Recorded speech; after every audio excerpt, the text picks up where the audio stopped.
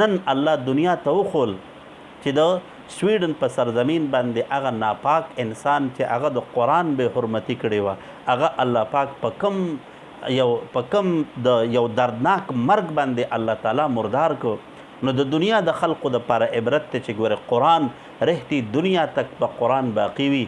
قرآن د دنیا نه هېڅوک هم نشي میټاولی. قرآن د الله کلام دی، الله یې حفاظت کوي. د قرآن د زبر، د زیر، د پیش، د قرآن د احکاماتو د هر یو څیز حفاظت ذمهداري الله په خپله اخیستې ده. بسم الله الرحمن الرحیم. انا نحن نزلنا الذکر و انا له لحافظون. قرآن مجید کې الله تعالی وایي چې قرآن موږ نازل کړی دی، موږ به د قرآن پاک حفاظت کوو. نو دنیا ته الله تعالی په هر دور کې دا خبره ښولې ده چې چا هم د قرآن مجید د میټاولو، د قرآن مجید د هغې د ختمولو کوشش کړی دی، الله تعالی هغه خلق، هغه انسان، هغه قوم د دنیا نه الله تعالی ختم کړی دی. لکه څنګه چې د سویډن په سرزمین باندې یو داسې ناپاک حرکت شوی و چې د قرآن مجید په هغه بې حرمتي شوی وه.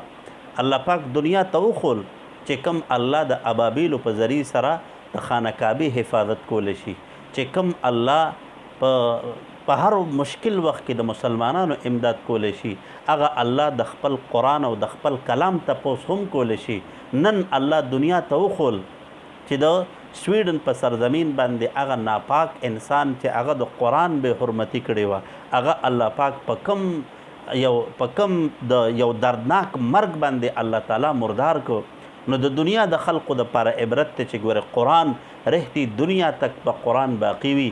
قرآن د دنیا نه هېڅوک هم نشي میټاولی. قرآن د الله کلام دی، الله یې حفاظت کوي. د قرآن د زبر، د زیر، د پیش، د قرآن د احکاماتو د هر یو څیز حفاظت ذمهداري الله په خپله اخیستې ده.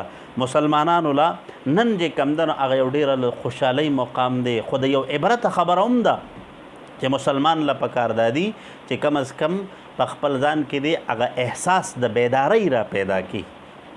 احساس د بیدارۍ را پیدا کول پکار دی په مسلمان کې چې مسلمان کم از کم خپل ځان، خپل مقام وپیژني چې په دنیا کې ګوره د مسلمان مقام دا دی چې مسلمان په خپل اسلام، په خپل قرآن، په خپل مذهب، په خپل پیغمبر، په خپل مسجد، په خپل مدرسه باندې غیرت کولی شي. په مسلمان کې دغه احساس پکار دی. یعنی الله د حفاظت ذمهداري اخیستې ده، الله به حفاظت کوي. خو زمونږ ستاسو دپاره د امتحان یو موقع ده، زمونږ ستاسو دپاره د امتحان یو ګړۍ ده چې مونږ څه کوو. الله خو قادر دی هر څه کولی شي، خو زمونږ ستاسو دپاره هم یو د امتحان مقام دی چې مونږ تاسو خپل ایمانی جذبه ښکاره کړو او مونږ تاسو دنیا ته وښایو چې ګوره مونږ د خپل پیغمبر په ناموس باندې، د خپل قرآن په عزت باندې، د خپل اسلام دپاره ګوره مونږ خپل سرونه ورکولو ته تیار یو. چې څنګه خپل سر ورکولو ته تیار یو داسې د بل سر قلم کولو ته هم تیار یو. خو د خپل اسلام، د خپل قرآن، د خپل مذهب په شان کې مونږ ګستاخي بې حرمتي چې کوم ده هغه نشو برداشت کولی.